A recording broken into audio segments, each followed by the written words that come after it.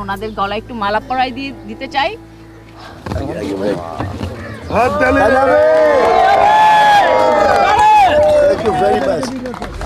বাংলাদেশের চলচ্চিত্র শিল্পী নির্বাচন নিয়ে জলঘোলা কম হয়নি।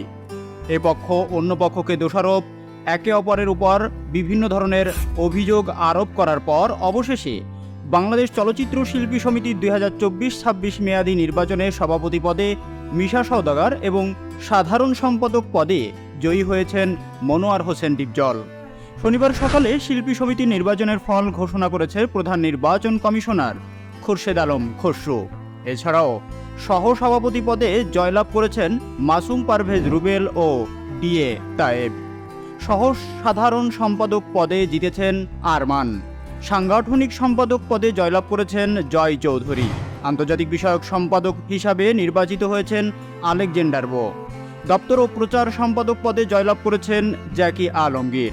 সংস্কৃতি ও ক্রীড়া সম্পাদক হিসাবে নির্বাচিত হয়েছেন কলি নিপুণ প্যানেলের মামনুন ইমন। কোষাধ্যক্ষ নির্বাচিত হয়েছেন কমল। এছাড়া কার্যনির্বাহী পরিষদের 11 জন সদস্য হিসাবে নির্বাচিত হয়েছেন সুচরিতা, রোজিনা, আলিরাজ, সুব্রত, দিলারা ইয়াসমিন, শাহনুর, নানাশা, রত্নাকবির, চুন্নু এবং কলি নিপুণ প্যানেলের পলি ও সনি রহমান। শুক্রবার সকাল 9টা 30 শুরু হয় ভোট গ্রহণ, চলে বিকাল 5:30 পর্যন্ত। উৎসবমুখর পরিবেশে 475 জন শিল্পী ভোট দেন। এবারের নির্বাচনে মোট ভোটার ছিলেন 570 জন।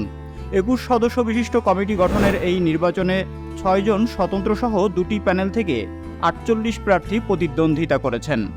প্রতিদ্বন্দ্বী 2 প্যানেলের মধ্যে একটি জোটে ছিলেন মিশা ও ডিপজল। আরেক প্যানেলে লড়াই করেন সোনালী দিনের নায়ক মাহমুদ কলি ও নায়িকা নিপুণ আক্তার। এবারের নির্বাচনে প্রধান নির্বাচন কমিশনারের দায়িত্ব পালন করেন খুরশেদ আলম খসরু। সদস্য হিসাবে ছিলেন এ জে রানা ও বিএইচ নিশান। সুপ্রিয় দর্শক, বিনোদন জগতের নিত্য নতুন সব খবর সবার আগে পেতে আমাদের চ্যানেলের সঙ্গে থাকুন। সবশেষ আপডেটটি পেতে চ্যানেলটি সাবস্ক্রাইব করে পাশে থাকা বেল আইকনটি অন করে দিন। ধন্যবাদ।